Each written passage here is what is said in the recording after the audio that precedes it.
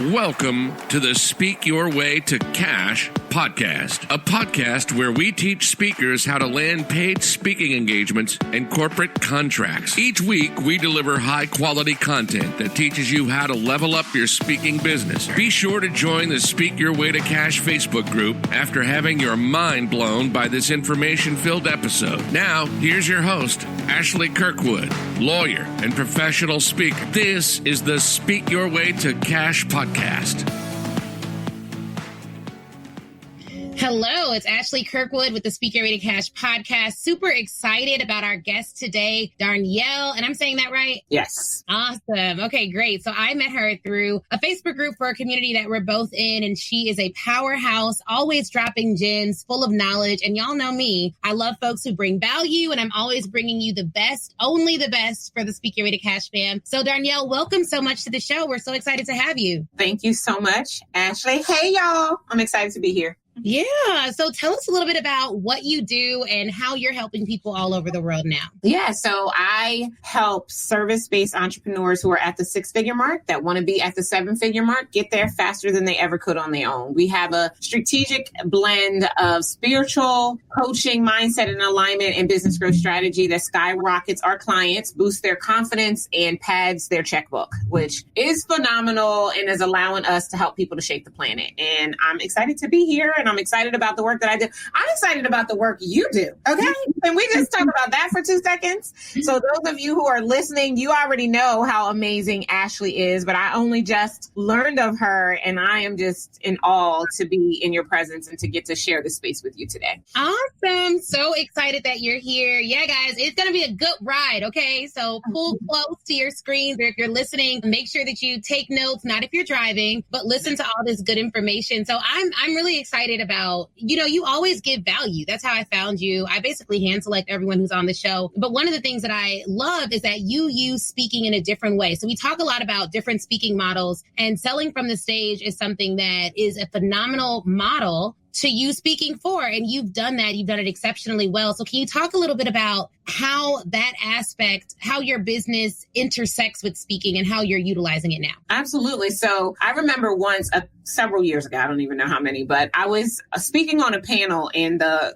host said, Darnyelle, what's your lead generator or what's the best lead generator? And I said, speaking. And the host was kind of like, that's not what I wanted you to say. And I'm like, that is the best if you ask me. So I've been speaking since I was 2. But I've been speaking professionally since 1999. And when I came out of corporate into entrepreneurship and was trying to figure out how I was going to do the work that I do, I realized that I'm an MC. I move the crowd. And so I knew speaking had to be part of it somehow, some way. And so a lot of people have marketing budgets where they appropriate, X amount of thousands of dollars for Facebook ads or whatever the case might be. The way I would use my marketing budget was to get myself booked at national conferences to do breakout sessions. And I know that anybody who came to my breakthrough session chose me over everybody else who was doing a breakthrough session during that time. So they qualified themselves, self-selected. I would do my 45 to 60 minute talk and I would walk out with $100, $150, $200,000. And that's just been the way that I built my business. So I started there, Ashley. And then probably about maybe 5 years in, I took my own events to the next level. So initially when I first started doing events, because I've always been a speaker,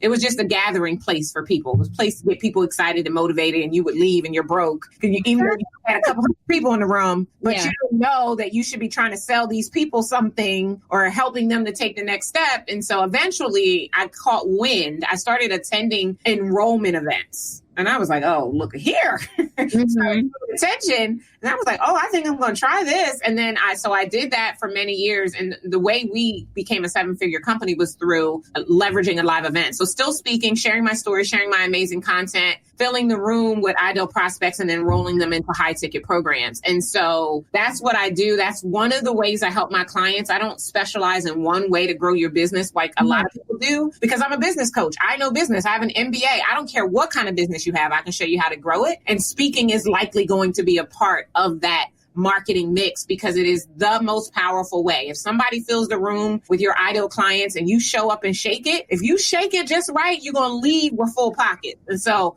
I'm all about teaching people how to really master the speaking engagement, like on the front end before you even take the stage, how to maximize the time on the stage, and what to do when you come down off the stage with your groupie line so that you can create the opportunities that are going to turn into your next clients. Okay, so basically she just dropped a lot of gems. So I don't know if you all caught all that, but don't worry, I'm going to unpack it. Don't even worry, because I know you're like scribbling with your pens. Like, I missed it. I don't even understand. Did she just say $200,000 after an event? What's going on? So let's unpack some of that, because I know that for one, you have an electric personality. And I know that because I have a similar personality. Like when I'm speaking, it's exciting, it's engaging. And a lot of my clients, when they say why they hire me, it's because of that draw that they have. They want to know more. And so for people who are listening as to whether this model will work for them, I imagine some people are like, okay, number one, what does it take to do that? Because I think that people get caught up in the cash of it all. Like most people listen, speak your way to cash. Yes, I want the money. But there are some qualifiers along the way that I really want to make sure they understand. So when you're getting on stage and you're speaking to sell, which is what I call it, versus like someone's paying you to get on the stage, if you're speaking to sell, if you're an introvert or maybe don't have an ability to speak well or to persuade, what are all those pieces? So is it sales? Is it a speaking ability? What is it that's actually getting that groupie line filled? Because I think it's a good PowerPoint. Can I just keep it all the way real? Like, I mean, seriously, yes. Being eloquent, being poised, being charismatic, being able to capture attention, that is all a plus if you bring that to the table. But how many of you who are listening right now have ever been to an event where there was a boring behind speaker that you could have had a V8 the whole time that they're speaking? Now, there's some of y'all are too young for that V8 analogy. Right. You know, I don't even know what V8 is. But yeah, no, seriously, like when I first started speaking, I never wrote speeches. It's my gift. I was born to use words to change lives, right? And so I would just get up, I would say what I would say, I would drop the mic and I would be out, but I was broke. Right. So yeah, the crowd was all hallelujah, amen. But my pocketbook was like, if I'm gonna have to go home and eat these ramen noodles and peanut butter and jelly one more time, I'm gonna kill somebody. And so I had to learn how to position. So it's all positioning. It's all messaging. What you say when, so that you get the natural emotional connection with your audience so that the next best step for them is to take you home. Yeah. That is what we're after. And the way that works is through understanding that it is technically all sales, right? It's as honorable to sell as it is to buy. And so we've got to remove this barrier we have to getting out there and telling people that we can help them. Because that's all a sale is saying, hey, I see your problem. I can fix your problem. Give me this money real quick and I'm going to hook you up. So that's really all it is. And so within your presentation, I teach my clients, I have a product that I used to, focus on selling, which is called Speak the Incredible, that really walks through the 13 elements that you need to have inside of your talk in order to get the groupie line at the end. And the groupie line, it could be 100, 200 people in the room, but the 35, 38, 53 people that are waiting to shake your hand, give you their business card, tell you how much you meant to them, that is your money. And so I believe, Ashley, that there's no such thing as a free speaking engagement. The question is, who's paying you, right? And so in your world, you keynote or they pay you up front to come in and deliver your expertise to their audience, right? In my world, I've done my fair share of corporate keynotes and all of that, but I don't want your little $5,000 or $10,000 when I know I can create 250 if you just let me do my thing. And I can do it without ever selling you anything. That's all the beauty of the positioning and the presentation. So you've got, I can't tell you all 13 off the top of my head, but I'll tell you the ones that I can. You got to have a powerful introduction. From the moment you open your mouth, you have got to capture and keep their attention. You don't want them on their phone unless they're tweeting you, unless they're dropping in your DMs. That's the only way. You can move them to that. You don't have to wait for I hope they tweet me. They're creative. Absolutely. To tweeting you. Like, all right, you got the phone in your hand anyways. I know you're tired. I know you've done this. Get that phone out, take this picture, and add blah, blah, blah. So yeah, I think introductions are critical. Yeah. So that, and that's the first thing. That sets the tone. You have 4.9 seconds. In that 4.9 seconds, they're determining whether or not they're listening to you or they're scrolling. That's what they're trying to figure out. And if you don't maximize those 5 seconds, you're going to miss the mark and you won't. It doesn't matter if you had water in the desert, you will not be able to get them to buy it. So a powerful introduction. You have to position yourself and establish your credibility very early. Now, not a whole bunch of like it doesn't have to be long and drawn out about this is my family. 3 good bullets as to why you're the one they should be listening to right now. And as tangible as you can make them or not. Like, I never was a flosser. Like, I mean, I have nice things. I like nice things, but I wasn't the girl who was like, let me put my red bottoms or let me let you know that I'm driving an X7, all of that, until I realized that by doing those things, you capture people's attention. So yes, on my opening slide, I have a picture of my 7,700 square foot home. I have a picture of my BMW X7 that costs more than some people make a year. Not because I'm trying to be ostentatious,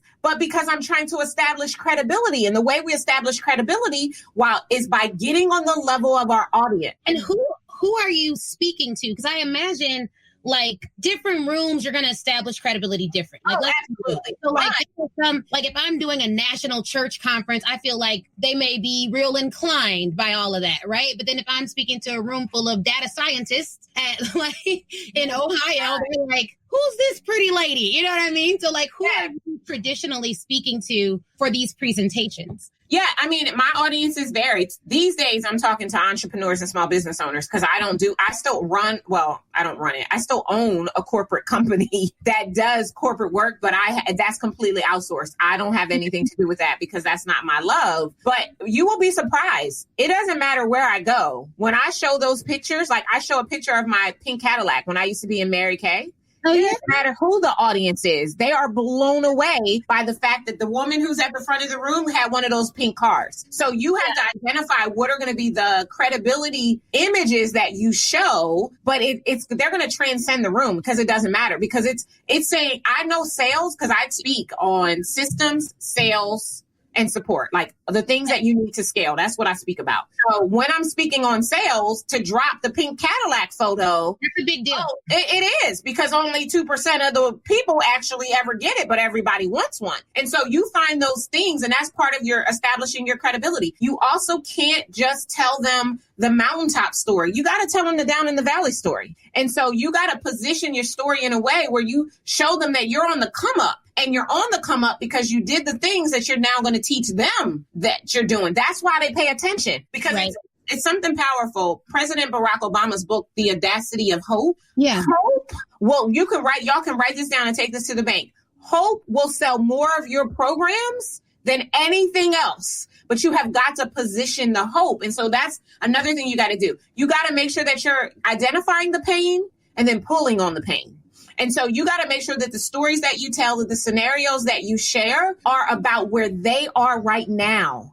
And sitting in the space of uncomfortability, wondering whether or not they should, like for entrepreneurs, should they be looking for a job? Because many of them are out here acting like they got 6- and 7-figure businesses and they are one client away from bankruptcy. And they really are online. And so you have got to do your due diligence even before you show up wherever you're speaking to know about who you're speaking to so that your stories are relevant to them. If I were going in to speak in corporate America and I'm giving strategies that is entrepreneurial, unless the reason they brought me in is because they want their leaders to think more entrepreneurially, it's all going over their head. So I have to dig back into my recesses of corporate America and remember what happened then to make sure that my stories are relevant. You need to demonstrate your expertise if you can through, people call them different things, a hot seat, a one-on-one, a quick Q&A, like ask people questions, take them and help them to get a different result really, really quickly. That's an important part of a talk if you want people to enroll, right? And you've got to show lots of case studies. And those case studies, it can be your own story. They could be your client's story. It can be, almost think like before and afters, like the really chunky person and then the very svelte person, like side by side, that kind of stuff. And then something else that you have to do that's really powerful that I don't think people do enough is you have to invite your audience to partner with you so that they feel like they're on a journey that is not much different than their own journey instead of listening to you talk about what you've been through and how you got here. And that is all PowerPoint slides. It's all cues and cursors inside of your presentation. So what I would tell anybody who's listening that wants to speak and enroll through speaking is stop winging it. You need a presentation. I don't care if your presentation is filled with slides of pictures of ponies and every pony cues a different story or tip in your mind. You need to stay on track because all 13 of these elements, you have to do them if you want the stampede at the end. And that's even when I go somewhere, Ashley, and I cannot blatantly say my program is X amount of dollars, please meet me in the back of the room to buy it. I get the groupie line no matter where I go because I do the 13 elements every single time I speak. Even in a virtual environment, I do it. It's as with anything else, it's a skill that we can learn. So even if you're an introvert, you can learn this. Even if you say a lot of ums and you're nervous and you have to stand behind the podium, guess what? You can do it too, because it's a system as with anything else. And if you understand the system, you can use the system to create success and make that success predictable. Yeah, that's really good. And for those of you listening who are like, I'm not selling from the stage, because most of the folks that I work with aren't. They're doing like 6-figure corporate licensing deals, 5-figure deals with companies, but it always should be, we talk a lot about customer mapping in the Speak Your Way to Cash journey. The only way you're going to map your customer to the next result and to your next invoice is if you're taking them on a journey. So even if they are paying you to get on stage, you need to be utilizing some of the elements that have been discussed today to ensure that they stay engaged, they stay interested, because for most people who are true experts, there's always a next step. So people reach the pinnacle and then you're done with them. No, there's typically always a next step, particularly with corporate organizations that always have a turnover of employees. Right. So every single time you speak, no, you may not be quote unquote selling at the end to all of their corporate employees, but sometimes you are. Sometimes it is an executive package. Sometimes there are some different things that you can do, and you still want their employees to be engaged with you, excited about you, and ready to follow you personally, whether they stay at the company or not. Because a lot of engagements have come from folks who saw me at one company, they left, and then they tell their new employer, we need to bring her in. Yeah. And I would argue and say that every single time you're speaking, you are selling. You are enrolling for the next thing. Because for everything you just said, right? If we think linearly, we think about only that gig, we're doing ourselves and our clients a disservice because it's a progression. There's always something that's every solution creates a new problem. And so you, every single time you take the stage, you're re-enrolling them into why they hired you this time and why they're going to bring you in next year. And everybody's going to be excited about you coming back, or they're going to open up to a longer term engagement or having you develop a specific program for them. Every single time you open your mouth, you're enrolling. And if you start to think like that, then it just creates an opportunity for you to always make sure that you're positioning yourself and the problems of your clients so that you are the solution. And you're just going to make more money. I mean, it's just simple math, guys. So like if every time you do a presentation or a pitch to a corporate officer, you're offering them your 6-figure package, they always have somewhere to go, even if they buy 5 pieces of it and not the whole shebang up front. So I love that. I have a sales background. So before law school, I did sales. So I think everyone's a salesperson. We all are. I say all the time. Stuff people may or may not want to buy. Right. You're not in the business you think. You are a marketing and sales person, period, point blank. Yeah, no, you definitely are. I mean, it's just, it is what it is. I mean, you could sell against yourself or you could sell for your business. I don't know why I think people are getting over, though, that fear of selling. I think most people are just, they don't have the language to make the engagement work, which is why I think what you said about PowerPoints giving you cues to do certain things is so helpful. Because once you have that language, you have those cues, you're able to do the right thing every single time at the right time. Yeah. So that's really, really helpful. Now, where are you finding these events? Because I imagine a lot of people are like, okay, I'm sold. I should be getting on stage to sell. I should be growing my business in this way. But where do I find, particularly now, virtual events with a large enough audience where at the end there can be a transaction that is transformative? Is it JV partnerships now? Are they all webinars? Are you still partnering with large associations? How have you found that pivot to be, and what should they be looking for now? Yeah, all of that. They're all of that. So prior to COVID-19, there were approximately 4,100 events that happened every single day in the United States. Right? Since COVID-19, it has doubled. There are 83 100 events every single day in the United States, and all of them need speakers. So there are lots of different ways to find out about the events that are going on. There are tons of listservs and digests and all of that kind of stuff. The biggest thing that you want to figure out is who is your ideal client, right? And where are they, and or who is gathering them? And that might be a potential JV.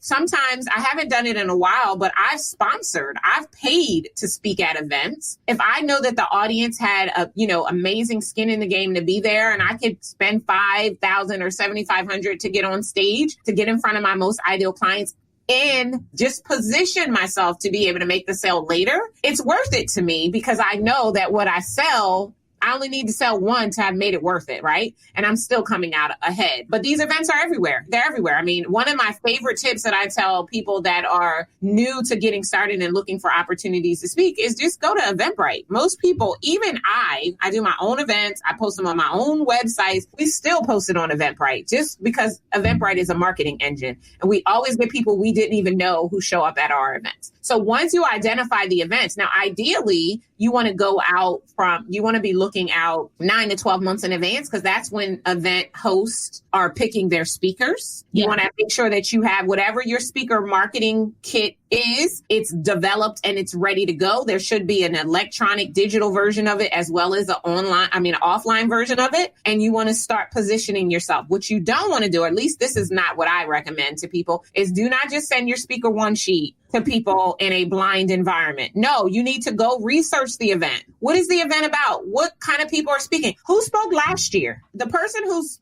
held your spot last year, what did they speak about? And how can you either speak to the next level of that or the contrarian viewpoint of that, right? What's the theme of the conference? Because if you just throw your speaker one sheet out there without any regard to the event and what they're trying to accomplish, you're not going to get picked. Yeah, those one sheets, man, they'll get you in a lot of trouble. First off, I don't even think they are effective, but that's a whole nother story. If you're just getting started and you have to do a one sheet, I totally understand that. We'll talk about that later. Go listen to the podcast to figure out what works better. But I will say this, one of the things that I think people take for granted is that they can actually you could do video pitches. But I wanted to go back, so I'm getting off track. We can go there all day. Here's what I wanted to say to you guys. Make sure that you're qualifying the events that you pitch to for yourself. I find that a lot of speakers are like, oh, I got to pitch to all these different events to speak because I need to speak. But in reality, you don't want to give up your power that easily. Wherever I speak, I'm going to show up and crush it. Right. It's an honor for them. Let's be real. Absolutely. Every engagement, because every engagement does not deserve to have me on their flyers, to say that I'm affiliated, to say that I'm with them, to tell their people I'll be there, because people know there's a certain standard that I bring every time I speak. So if you are just pitching blindly, that means you're not qualifying the audiences and the stages that you're going to get on. And that could be very damaging to your brand. Because when I Google a speaker and I see their last 5 engagements were these little cheap engagements, these little cheap flyers doing cheap things, I'm just like, okay, not a serious candidate for this. Absolutely. Because I don't let everyone speak at my events. So I'm just like, hey guys, I want to come in really quickly and tell you all about the Speak Your Way to Cash course. This course is for speakers who are looking to consistently book paid speaking engagements. In short, if you are ready to speak your way to cash, this is the course you need. There are over 17 modules. You heard that right, 17, that cover getting clarity in your speaking career, branding through the press, a 7-figure sales panel, selecting your niche and finding engagements, selling your signature speech and building it out, onboarding and offboarding clients, implementation and taking it to the next level. And then let me tell you about the 10 bonus trainings that encompass the 17 trainings that you're going to get. The bonus trainings cover things like branding as a speaker, the best tools for finding engagements, determining whether a topic is viable, speech writing for success, speaking techniques, self-publishing for speakers, sales success, landing association and college clients, navigating the conference market, and so much more. You even get the exact pitch templates that I use to land college clients over and over again, and the press pitch templates that I use. So look, you can get this course by going to ashleynicolekirkwood.com/SYWCC course. ashleynicolekirkwood.com/SYWCC course. Or just enter Ashley Kirkwood Speak Your Way to Cash course in Google and it should come right up. Thanks guys for listening. Let's get back to this interview. That's so gold, Ashley. And I wish more people would learn that. I remember years ago, a person was like, I'm just speaking anywhere they'll have me. And I was like, okay, if that's what you want to do, right? Because busy does not mean paid. And so we have to be clear that they need to deserve your presence. And I've done the same thing. Like, I think the only time I make an exception for events, like if a client is having something, regardless, I'm like, you want me, I'll come. Like, it doesn't matter. That's the only time where I'm like, no matter what. But at the same time, I'm like, okay, well, let's make sure we do everything in our power so that this event is going to be extremely successful. But we have to be requiring. We have to realize that our brands are much more powerful than I think we even see them as. And that's part of our challenge. That's why in my work, I spend so much time on mindset and on God and how God sees us and helping people to see themselves the way that God has always seen them so that they can stop falling for the okie doke and instead rise up into their power and require more from people who want them. Like, I'm like you, like, I'm not showing up everywhere. Not these days, because I don't have to. No, I don't need no exposure. Exactly. You don't have to. And it's also just like what you said about power is so important. I talk to my audience a lot about staying in your power seat. And I find that we give it away so easily. It's just like, oh, it's a big opportunity, so I have to hurry up and do this. And also, you made a great point that busy doesn't mean paid. And guess what? Cute does not equal cash. So all those beautiful stages, that doesn't mean that audience has paid enough money to be there so that they're well qualified. So when you look at this selling from the stage, I know this is something that you consider, what did they pay to get in the room? Because that ticket price is a huge qualifier. I have paid exorbitant amounts of money to go to certain events because I just wanted to be in the room with other people that drop $10K for a day, that drop $15K for a weekend. And so it's important that you're qualifying your audience. You don't want to speak to any and everyone. Like, that it makes your leads horrible. Like, you don't know who you're talking to or where their mindset is or where their business is and where it's going to. And so I just find we give away too much power. It's so interesting that we're having this conversation. I've had this conversation 3 times in the last 3 days with different people about this need to recognize our power and this need to really rise up into a space where we understand just how valuable we are. And from that space, like, I talk a lot about your vantage point versus your vision point, right? Most people are making decisions based on where they are right now versus making decisions by where they should be or where they desire to be, right? And so in your speaking business, when you think about your brand, the personification of your brand and what you want your brand to be on the planet, you need to make decisions from the standpoint that you're already there, even though you may not be. Yeah. And when you do that, the opportunities that you say yes to, that you allow yourself to participate in, will get you closer to the personification of the vision that you have for what you desire for your brand. But most people don't do that because we live in this hustle and grind, and I just need to be seen and exposed and busy. And like, I would much rather almost any day of the week be on the couch, cuddled up with my fine husband, than speaking at some little janky event because it was the right thing to do and everybody's going to be there. Honestly, I've never regretted saying no to anything in my life. I've only regretted saying yes to things. And when I realized that and took inventory of it, it was like, oh, I'm about to get heavy on no's to things that do not align with what I have going on. And in the online space, particularly, it can be so much noise, even well-intentioned noise. And it's hard to figure out what is it that you actually want. Because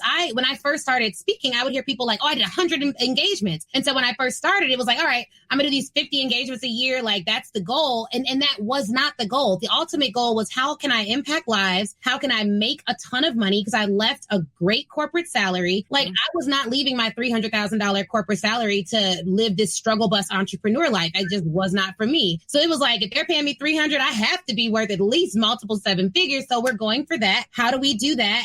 But I had to get out of that, what everyone else says you're supposed to do, like doing all the engagements, doing all the things. You don't have to do that. You could license one speech for $50K a year, get 5 clients on it, and be just fine. And after you have the money, then you get into the ministry and everything else, and you're free to do it. You can serve from abundance. Right. And so many people who've applied for my training, actually, which you know about that application process, they talk a lot about what they want to do in terms of helping people. It's never an income-driven goal. It's always, I want to help a lot of people. And they think that the way that they help is by serving at the lowest level because they don't want people to have to come up to free. What would you say to the person that's like, I like speaking because I want to help people. I can't get my mind to shift to making money from offering them an experience to work with me at the end because they see it as selling. What would you say to that person? Yeah, I would say then you really don't want to help people. Like, I mean, let's just keep it all the way real. You need money to help people. Unless you are starting a nonprofit organization, which has funding from government assistance, you need money to do whatever it is that you want to do. And the first person you need to help is yourself and your family. Yeah.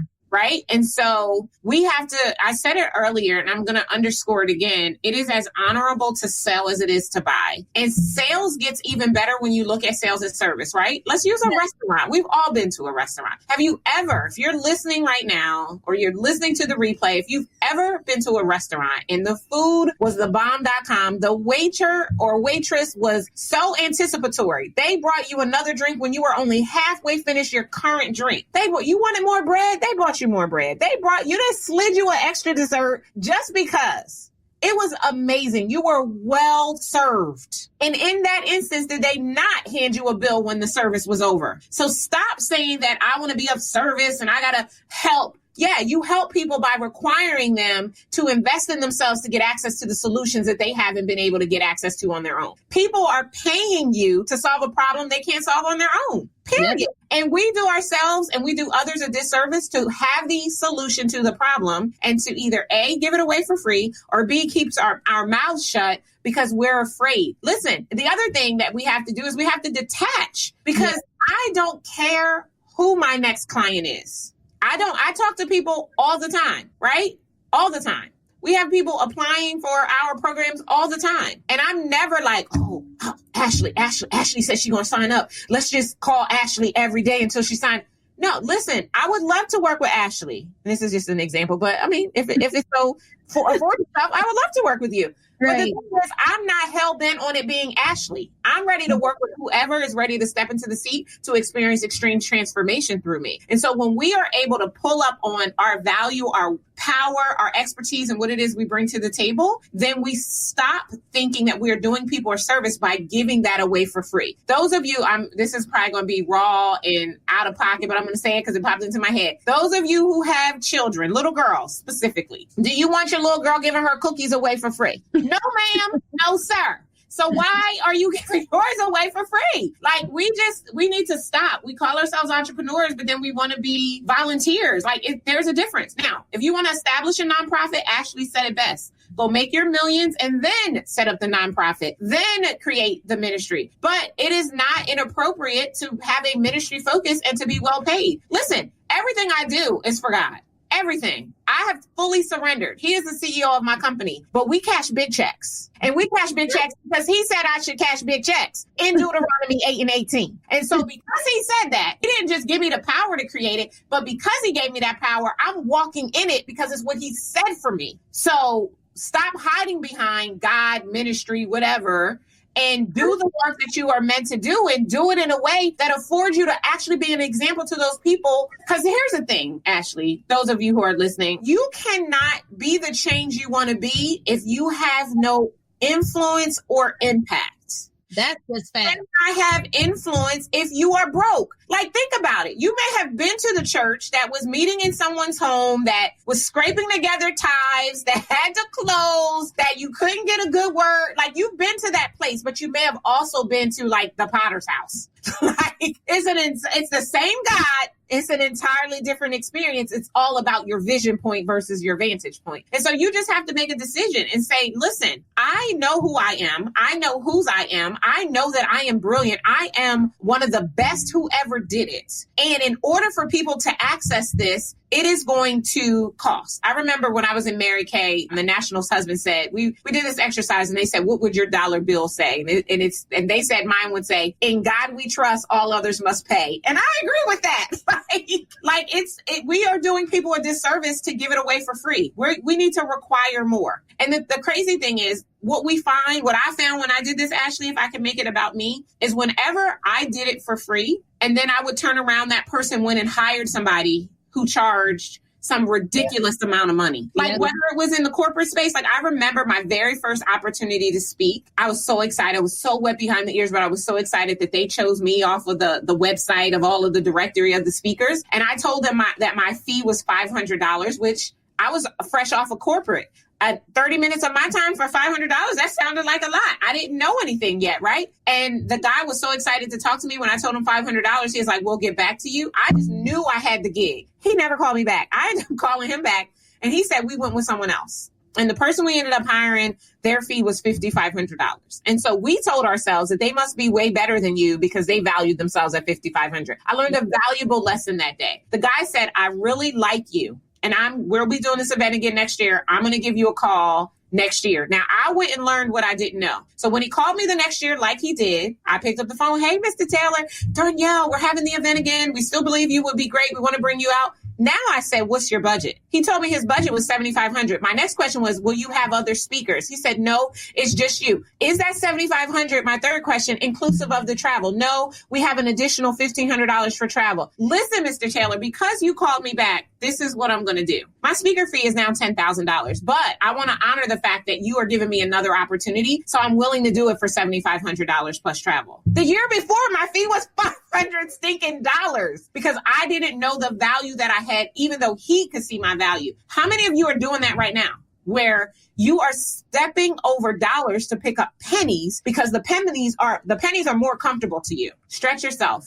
Well, the comfortable piece is the real piece. A lot of people I find, I do not mean to offend. First off, a couple things. So you want to make sure you're serving from abundance, but then two, price is perceived value. So a lot of companies will not pay for a cheap speaker because they perceive that you don't know what you're doing. Right. If the industry rate at bottom is $7,500 and you're only charging $3,000, they just won't hire you just off that alone. There was one organization, we had a speaker on, and he was like, the company told him if he would have said anything less than $20,000, they would have had to go with another speaker.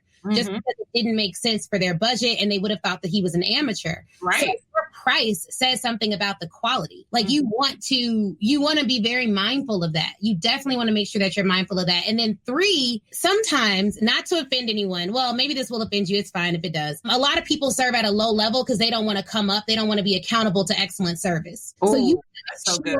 You're not serving at a low level because you don't want to be accountable to excellence. And you hide that behind, oh, I just want to serve those in need, or I just want to serve those. No, you have a low standard for your own excellence. And so you want to serve at a low level because you know that if you give it away for free or for cheap, they can't require much of you. Girl, I want to throw my shoe at you. If they do require much of you, you complain about it all day. A lot of people, especially those who are serving individuals who can't necessarily pay them, complain a lot. But it's like you chose to serve that population. And it's not always from a place of holiness. It's from a place of, I don't want to live up to a high standard of excellence. So I'm just going to serve people who can't require more of me because I don't think more of them. That's the truth. So you need to look at yourself in the mirror and make sure you're not imposing your own limiting beliefs, your own lack of excellence on your audience. Because I find that all the time, and particularly with women who hide behind like, oh, I just want to serve, I just want to help. When in reality, you just don't want to be great. And so you don't want to have great clients because you don't want to be great yourself. And be careful, because if that's you, you'll never achieve greatness in this life. You just won't. So where you're at is where you'll always be unless you change that mindset. That is so good. And I hope some people just got their whole life, what do they say now? Edges snatched and toes stepped on, whatever, because that is so good and so true, Ashley. It is. That is why, oh my gosh, listen, I need to have you on my podcast now. We need to have a conversation, continue this conversation just about that, because it really is. It is. Oh my gosh, that is so it. Yeah. It is so it. And you're right. And yes, you are right. So semi-correct myself on, yes, you can have influence and be broke, but your influence is not going to carry the weight of the mantle that you have been given to stand on if you are operating from that space, because people are going to be able to smell a mile away that you're not operating in abundance and you're speaking something other than the alignment of who you truly are. So it will not carry as far as it would have if you were serving from a space of alignment and influences based on your abundance, which is is your birthright, by the way, because you came here abundance, and then you met your family, and then you learned about fear and lack and all of those things that chipped away at the light and the abundance that you were when you came into this earth. And so it's about getting restored to that place. And part of that restoration is everything that Ashley just said, and realizing that there is a call to excellence. Every single one of you, you're God's most prized possession. He did not. I remember we used to have this speaker that came when I was in corporate, Louis Timberlake, and he used to say, God did not have time to make a nobody, only a somebody. The fact that you are here is because you are greatness personified, but you are, like Ashley just said, choosing not to be great, which is such a disservice. Like, it's like telling God he didn't need to create you. That's what I think. It's like spitting on him and say, you can keep that. Like, that's crazy. Who would ever say that to God? But that's what we say when we belittle our genius and we show up in a way that does not allow us to be the greatness that we need to be in that hour. Yeah. And I mean, it's very hard to serve on a high level when you're charging on a low level, because then you're burnt out and you can't create opportunities. Like, it is a blessing to be able to have full-time employees, to be able to have part-time employees, to be able to hire, to be able to give other people opportunities that they can grow their families upon. Like, that is a blessing. And not everyone necessarily is going to even take that step to do that. But if you even feel a little bit like there is more for me in this life than there is, and you should go for it. And I don't know why we prevent ourselves from going for it. But you also talked about hope earlier. If you are someone who provides a transformational experience and you can talk about it in a way that gives people hope, they are going to buy. Now, the accountability comes in and the ethics comes in and the integrity comes in for you to take them not just from that emotional experience that got them to buy, but actually steward them through the full transformation. Oh, absolutely. As long as you're not a scam artist, there's nothing wrong with selling. If you are, that's the problem. But if you really can do what you say you can do, then you're doing people a disservice by not inviting them to work with you. Yeah, agreed. It's such a slippery slope, if you will. Unfortunately, I think it's cut and dry. I feel like you think it's cut and dry, but we have all of these layers of our upbringing, the things that we learn, the stories we're telling ourselves, our limiting beliefs, how we self-sabotage, what our subconscious mind thinks versus what our conscious mind, like all of this stuff is in the way, but it is really easy to understand. And so we need help navigating. So that's why I'm excited that people have you and your programs and how you're working with them to help them to rise up, just the same as people have me in the way that I work, because we need more people like us willing to tackle these difficult topics, call people on their stuff, and push them into the greatness that they were born to be. Like, that is really what it's all about. And that is how we do work that shakes the planet and invites people to experience transformation at the next level. Yeah. And I mean, you work with a lot of business owners who've gone from 6 to 7 figures. So what would you say is the biggest mindset shift that they had to overcome in order to get there? What's the biggest thing that you've seen as a reoccurring theme in your clients? Yeah, I mean, the biggest thing, honestly, is self-worth, and believing. Like, this is the way that I always explain it, Ashley. So when we're born, we are born vessels of light. Our first 7 years of living is when our conscious mind is formed. So we're only born with the subconscious mind. Right? And everything we take in gives us our conscious indignation of the things that we're going to do in this planet. And so most of us, we freeze frame at age 7, and we grew up I just turned 45, right? So we're 40 whatever years old today, but we are still the 7-year-old version of ourselves that took in all of the crap. And those tapes are playing constantly. And so the one time that your mom was mad at your dad and said, you're not going to amount to anything, just like you're no good father, that's still playing, right? The one time that you watched your mom rob Peter to pay Paul, and she said, this is just what you have to do to make it, that's still playing. All of that is still playing. You're this grown behind adult trying to figure out why you are always robbing Peter to pay Paul and you don't have any money left over and all of these things. It's because those tapes are still playing. So the biggest thing that we have to help people to break through is the stories they've been telling themselves. And the thing is, it's the stories they've been telling themselves, and then it's recognizing the importance of surrender. Like, none of us have any control over anything. We're just the steward. Like, you're not really the CEO of 2 companies. Like, you're just the steward of 2 companies that God gave you the will and ability and skills to run, and to run to the point of multiple millions, right? And so when we learn about the importance of surrender, when we learn about the importance of forgiveness, because that's the other thing, the forgiveness is the one, it really jacks us up. And like, yes, you may have success. Let me put my fingers in the air.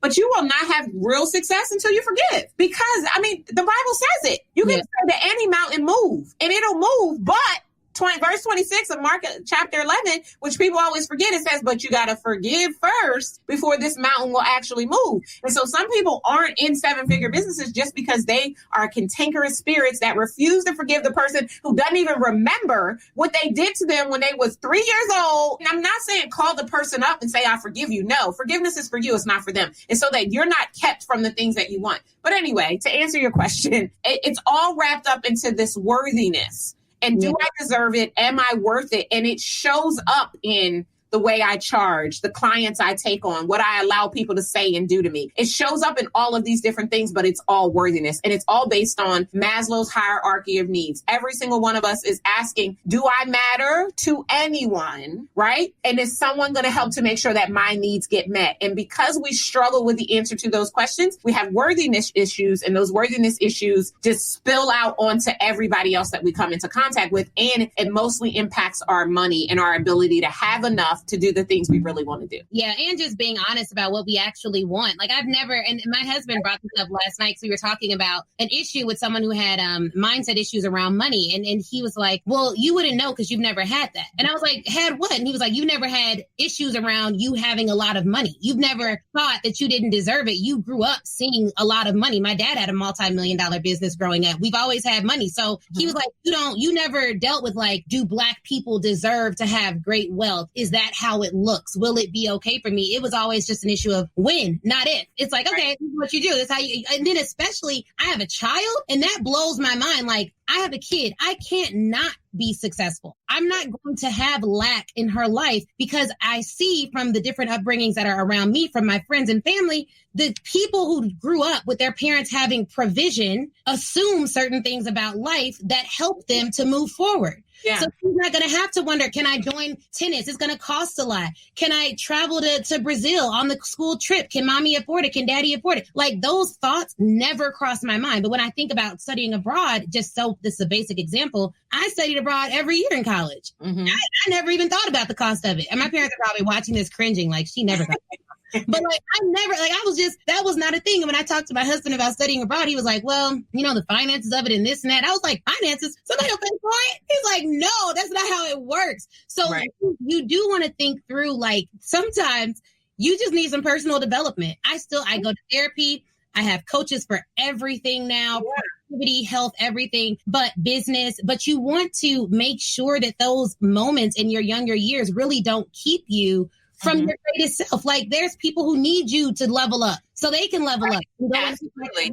Yeah, absolutely. So true. And it is relative, right? Because even entitlement about money is a inappropriate relationship with money. And so it shows up differently. It doesn't take on the lack perspective, but it does create a relationship with money that may not actually be real, that you have to contend with. And so it's all relative. And so it doesn't matter which side of the fence that you played on, it is still impacting the way that you show up today as an adult and the way you see your worthiness. And that's the bigger issue that we need to, especially amongst women. I mean, even though I see it with my male clients as well, but especially amongst women really struggling with do I deserve for someone to pay me this kind of money? And I think I've recognized it because, as they say, game recognizes game. I used to be the same way. Like, I did not wake up like this. People are always applauding me on like, I just love the passion with which you speak about money and da-da-da-da. Yeah, I was born in the projects. I mean, like, I could go on and on and on about my story and the things that happened and all the work I did, personal development, sitting on a therapist's couch, sometimes multiple times a week. And,